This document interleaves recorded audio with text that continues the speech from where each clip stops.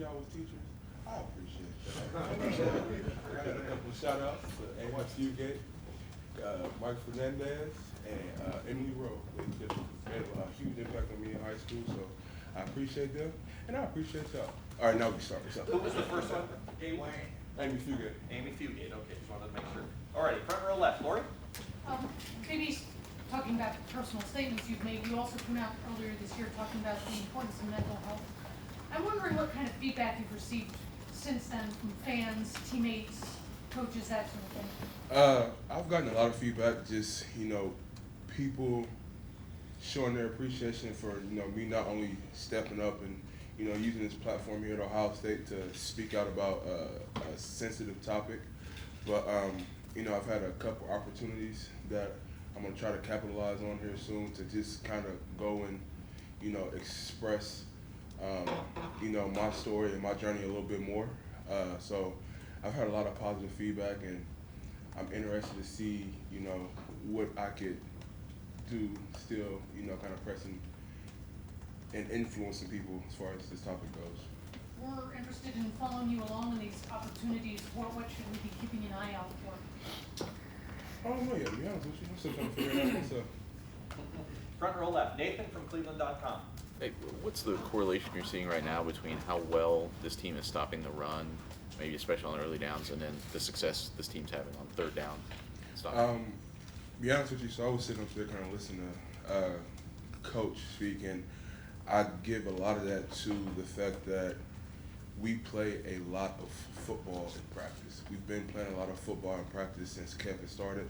We do a lot of one-on-one, twos-on-twos, and it's one of those things where you got the best on the best. It allows you to simulate the game the best that you possibly can. And it's one of those things where once we get to the game, a lot of it is we've seen it, we've done it, we've been through it, we've repped it, Lord knows how many times. And I feel like we're prepared going into a lot of those situations. If you say you're going ones-on-ones a lot, how does, and I know you don't get to, go live probably hitting, especially the quarterback, Yeah. But how does going up against Justin making this defense better? It's one of those things where he is a phenomenal football player, both physically and mentally. His IQ level is ridiculous. It's through the roof. And it's one of those things where up front, if we don't do our job, get pressure on him, no, we can't hit him, but we can try to collapse the pocket and make him throw in the tunnel. Give him different looks up front to where he has to make split decisions. And then on the back end, they have to do certain coverages, and they'll show one thing and do another. So his elite level, not only physically but mentally, makes us, we have to come prepared and we have to perform on a day-to-day basis, because if not, he'll pick our defense apart. Front row right, Tim from Letterman Row. Yeah, BB, as you watch you guys on video, but even when you're out in the mix of it all, how well do you think you and Devon are playing? Sometimes, maybe a couple times together, but just, at that nose spot, but the force y'all are bringing. I mean, what's just sort of the attitude when you guys are in the game?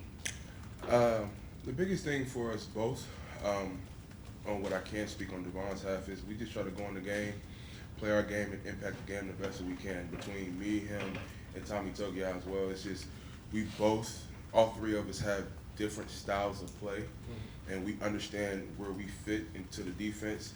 And it's even crazier because we've had pretty good games these past 3 weeks, but it's so much more we need to improve on. So that also helps us not get complacent. He pushes me, I push him, Tommy pushes the both of us, we push Tommy, and then we try to help develop him mentally, just because we've been here so much longer, just as far as understanding the game, understanding different things that you might see in the game. So we all feed off of each other, and I want to say one of the biggest things is we get happier for each other's success more than we do for our own. What is it like being a part of this defense this year to date, as opposed to last year when there seemed to be a big scramble going on?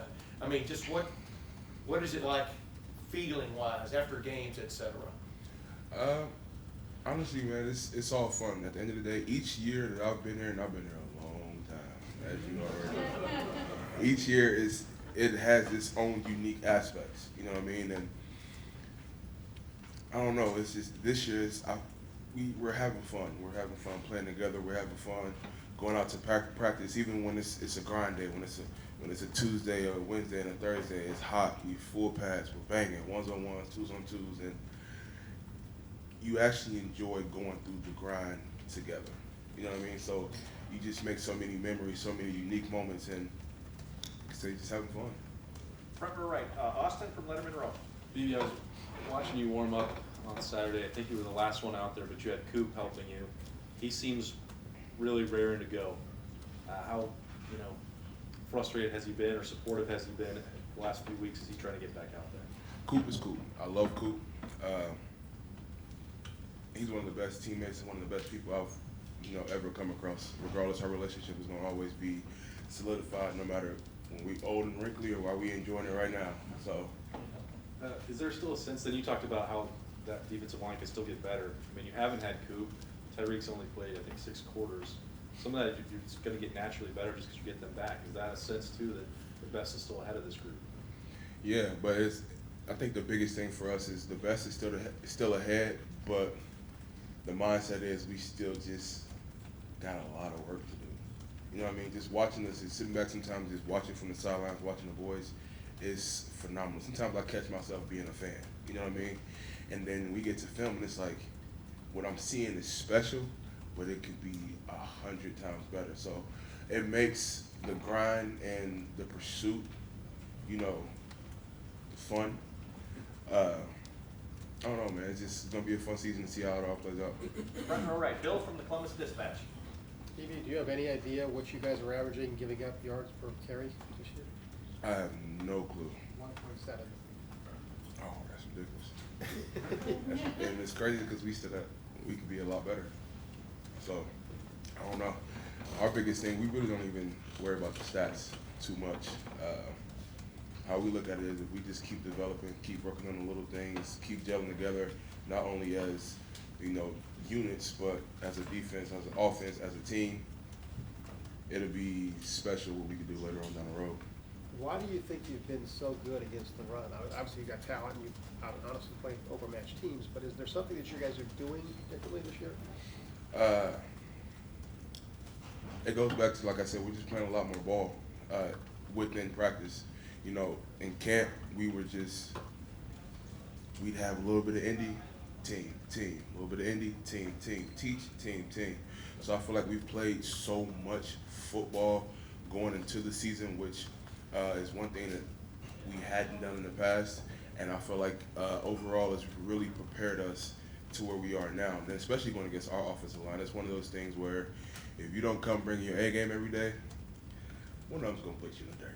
You know what I mean? Even if you bring your A game, you still might get put in the dirt.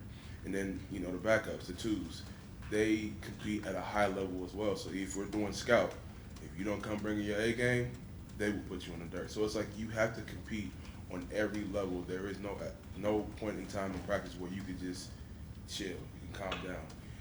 You're getting game reps consistently on a day-to-day basis, which is hard to do, and sustain a high level of play. We got time for just a couple more questions. Fourth row left, Andy. Yeah, so when a team hits a trick play against you, does it change your approach to that team at all as a defender, or is it just like this one thing happened, let's learn from it and move on? That's one of those things where you're going to face adversity during the game. Something is going to happen that you did not see on film going into every week. You know what I mean? You can prepare for as much as you can prep for, but you will never be able to prepare for everything. So it's one of those things, and it's kind of a part of the tradition of, Ohio State is when adversity strikes, rally together, turn the page, on to the next play, make some adjustments, go forward. And over here to far right, Clay. Hey, BB, on the topic of sitting back and watching, do you watch Olave? Do you find your eyes going, noticing him? Because he might catch a touchdown, he might block a punt, he might sell popcorn. I don't know. To be honest with you, the one thing about Chris in particularly, the things that you see him do in the games, he doesn't practice on a day-to-day basis.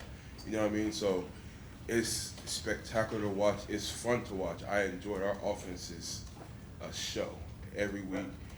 They're paying in practice Monday through Thursday. So it doesn't surprise me that he's performing at the level that he's performing. But it is fun to sit back and just watch it. Stevie, thank you very much. Thanks, Stevie.